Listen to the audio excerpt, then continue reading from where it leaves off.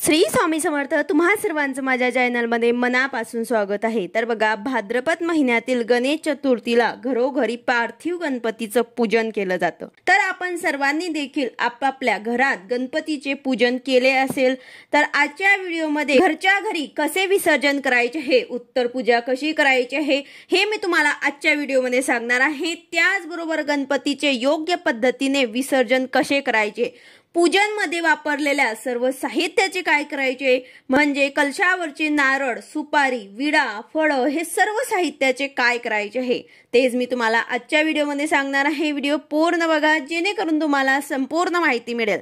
जर तुम्ही चॅनलवर नवीन असाल तर चॅनलला सबस्क्राइब करायला मात्र विसरू नका आणि व्हिडिओला लाईक करायला मात्र विसरू नका। तर बघा, जसे गणेश चतुर्थीला गणपती बाप्पांची प्राण प्रतिष्ठेला महत्त्व असतं, तसेच अनंत चतुर्दशीला गणपती बाप्पांची उत्तर पूजा देखील महत्त्वाची असते।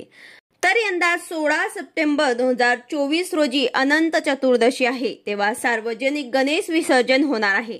अनंत चतुर्दशीला आपण गणपती विसर्जन करतो, पण काही ठिकाणी 1.5 दिवस, काही ठिकाणी 5 दिवस, काही ठिकाणी 7 दिवस, तर काही ठिकाणी 10 दिवस अशा पद्धतीने गणपती बाप्पांचं विसर्जन केलं जातं। पण तुमच्याकडे परंपरेनुसार ज्या दिवशी गणपती बाप्पांचं विसर्जन केलं जातं तर त्याच दिवशी तुम्ही विसर्जन करा। जसं पार्थिव गणेशाची प्राण प्रतिष्ठा करण्याला विशिष्ट पूजा विधी असते, तसेच अनंत चतुर्दशीच्या दिवशी गणपती विसर्जन करण्यापूर्वी पार्थिव गणपतीचं विसर्जन पूजा केली जाते। या दिवशी विधिवत गणरायाला निरोप दिल्याने पुण्यप्राप्ती होत असते, घरात सुख शांती आणि समृद्धी नांदते। तर ज्या दिवशी गणपती बाप्पांचं विसर्जन करणार आहात त्या दिवशी नेहमीप्रमाणे सकाळी लवकर उठायचे आहे, शुचिर्भूत व्हायचे आहे, स्वच्छ स्नान करायचे आहे, तुमची नित्य कामं उरकवून घ्यायचे आहे आणि त्यानंतर गणपतीची उत्तर पूजा करायची आहे। सर्वात आधी पूजेला बसण्याआधी आसन घ्यायचे आहे, कपाळाला गंध लावायचा आहे, त्यानंतर शुद्ध तुपाचा एक दिवा सुद्धा लावायचा आहे। तुम्ही अखंड दिवा लावला असेल तर अतिउत्तम, पण जर दिवा शांत झाला असेल तर परत लावायचा आहे। दिव्याला हळदी कुंकू व्हायचे आहे, गणपती बाप्पांची पूजा करून घ्यायची आहे, अष्टगंध हळदी कुंकू लावून धूप दीप ओवाळायचे आहे। तसेच सर्व पूजेवरती हळद कुंकू व्हायचे आहे, कलशाला देखील हळदी कुंकू लावून घ्यायचे आहे। त्यानंतर गणपतीला फुलं, अक्षदा, दुर्वा हे सर्व अर्पण करायचं आहे। ज्या दिवशी आपण गणपती बाप्पांचं विसर्जन करणार आहोत त्या दिवशी सकाळी आरती करायची आहे, त्यानंतर त्यात संध्याकाळी सुद्धा आपल्याला आरती करायची आहे, नैवेद्य दाखवायचा आहे। शक्यतो तुम्हाला नैवेद्यामध्ये मोदक बनवायचे आहे। गणपती बाप्पांना मोदक अतिशय प्रिय आहे, त्यामुळेच गणपती बाप्पांच्या पहिल्या दिवशी आणि गणपती विसर्जनाच्या दिवशी तरी आपल्याला मोदक आवर्जून बनवायचे आहे। आता गणपती बाप्पांना धूप दीप ओवाळून झाल्यानंतर गणपतींना 21 मोदकांचा नैवेद्य दाखवायचा आहे। तसेच नैवेद्यासाठी तुम्ही जे पदार्थ बनवले असतील ते सुद्धा तुम्हाला नैवेद्यामध्ये दाखवून घ्यायचं आहे। घरातल्या सर्व सदस्यांनी मिळून गणपती बाप्पांची आरती करायची आहे। आरती झाल्यानंतर सर्वांनी मनोभावे दर्शन घेऊन प्रार्थना करायची आहे। सर्वांनी फुलं अक्षदा वाहून नमस्कार करायचा आहे। त्यानंतर आपण गणपतीची प्राण प्रतिष्ठा केल्यानंतर मूर्तीमध्ये प्राण आणत असतो, तर यामध्ये आपण डायरेक्ट मूर्ती उचलून घेऊ शकत नाही, तर त्याआधी त्यातला आपल्याला देवपण काढायचं असतं। तर सर्वांनी गणपतीचे दर्शन घेतल्यानंतर हातामध्ये थोड्याशा अक्षदा घ्यायच्या आहे आणि गणपतीला प्रार्थना करायची आहे की हे गणराया, गेले 10 दिवस तुम्ही आमच्या घरात होता, आमच्याकडून काही कळत न कळत चूक भूल झाली असेल तर आम्ही मनापासून तुमची क्षमा मागतो। आम्हाला मोठ्या मनाने माफ करा, आमच्याकडून झालेली सर्व वेडीवाकडी सेवा आम्ही तुमच्या चरणी अर्पण करतो।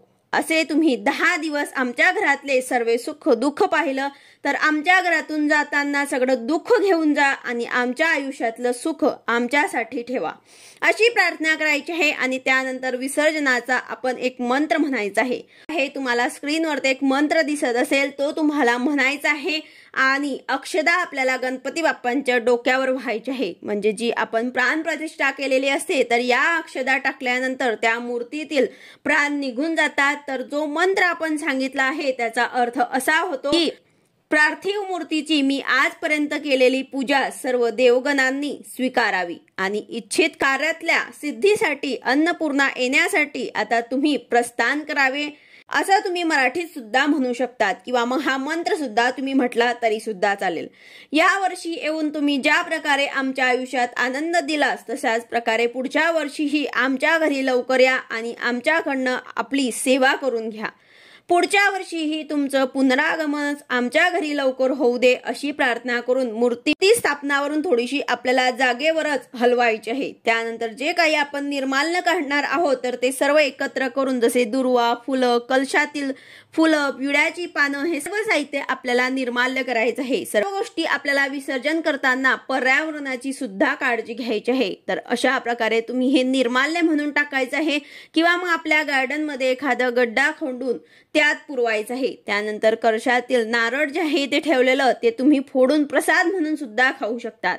एखादा गोड पदार्थ बनवून सुद्धा तुम्ही ते खाऊ शकतात।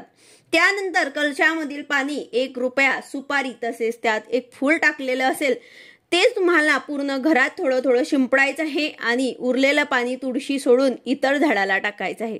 त्यामधील सुपारी आणि 1 रुपया हे तुम्ही तुमच्या तिजोरीत ठेवू शकतात। जी काही फळं ठेवली असतील तर ती प्रसाद म्हणून तुम्हाला घरीच खायची आहे। बघा, घरच्या घरीच आपण विसर्जन साध्या आणि सोप्या पद्धतीने करायचं आहे।